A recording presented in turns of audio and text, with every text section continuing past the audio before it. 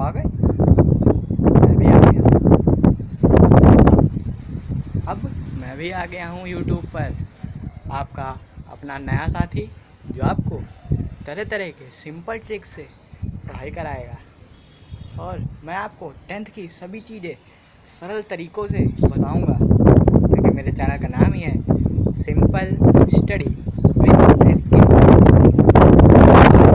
Math का पहला chapter, जिसका नाम तो आपने याद ही होगा, रियल नंबर, उसको मैं आज से शुरू करूंगा।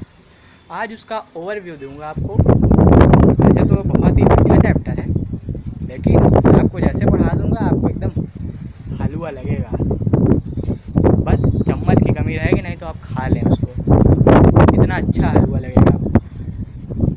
चलिए देखते हैं उसका ओवरव्यू चैप्टर का, कैसा है वो चैप्टर, कैसा नहीं है।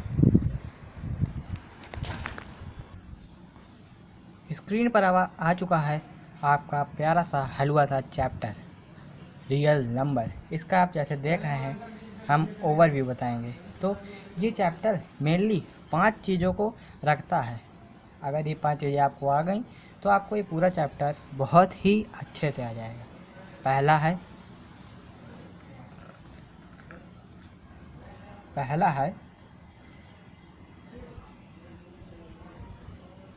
देख लेते हैं 5 चीज़ें, मैं आपको एकदम हलवा करके बताऊंगा।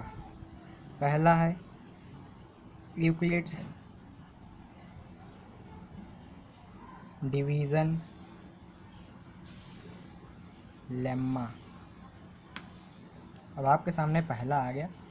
दूसरा आप देख रहे होंगे, इसमें यूक्लिड्स डिवीज़न लेम्मा, नाम तो बहुत बड़ा है, काम भी बहुत बड़ा होगा, लेकिन नहीं। इसमें आप देखिए, what is lemma. Lemma is a proven statement. What is this? Proven statement used to prove other. ठीक, ये क्या है? ये प्रूवन स्टेटमेंट है।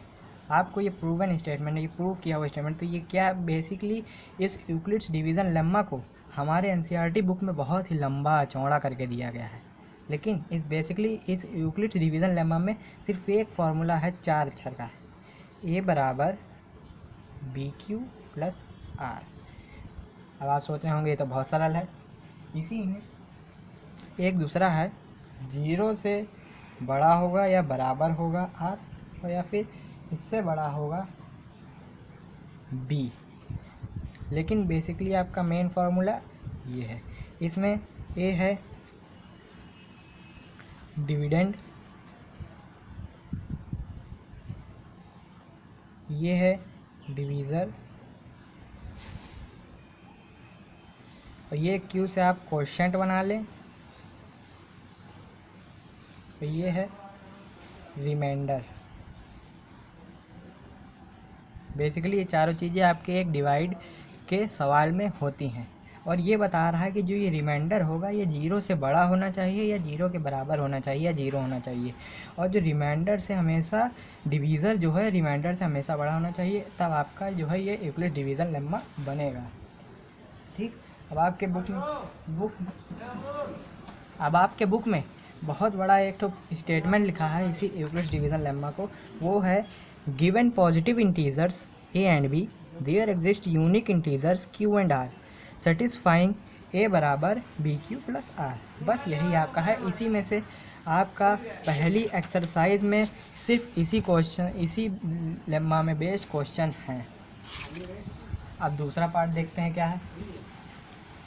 दूसरा पार्ट है यूक्लिड्स डिवीज़न एल्गोरिथम। ठीक, यूक्लिड्स डिवीज़न एल्गोरिथम। अब आपके दिमाग में आ रहा होगा ये एल्गोरिथम क्या है। एल्गोरिथम जो है सीरीज़ है, series of well defined steps. ठीक, सीरीज़ है, ये सीरीज़ है एक डिफाइंड स्टेप्स की एल्गोरिदम पाने की। ये भी यूक्लिड्स जी ने दिया है और यूक्लिड्स डिवीज़न एल्गोरिदम के भी सवाल इसमें हैं। और इसका एक ठो ये लिखा है, इस बुक में लिखा है, Euclid's division algorithm is a technique to compute the HCF of two positive integers. मतलब कि इस टेक्निक का प्रयोग करके हम क्या निकालेंगे हम HCF निकलेगा। अब ये कैसे होगा ये आगे के एक्सरसाइज के क्वेश्चंस में हम जानेंगे। अब इसमें दूसरा पार्ट क्या है, दूसरा पार्ट आता है फंडामेंटल थ्योरम ऑफ अरिथमेटिक।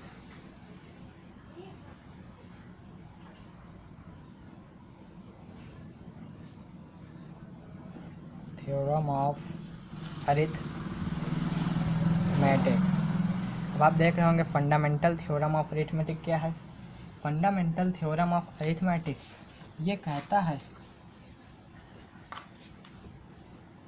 ये कहता है कि every composite number can be written as a product of line. मतलब कि जितने भी कंपोजिट नंबर हैं ये प्रोडक्ट ऑफ प्राइम के माध्यम से लिखे जा सकते हैं। ठीक, ये आपका पहला हो गया, ये दूसरा हो गया, ये तीसरा हो गया। अब आप स्क्रीनशॉट लेना चाहें तो ले सकते हैं, मैं रुका हूँ। चौथा और पांचवा फिर बताते हैं।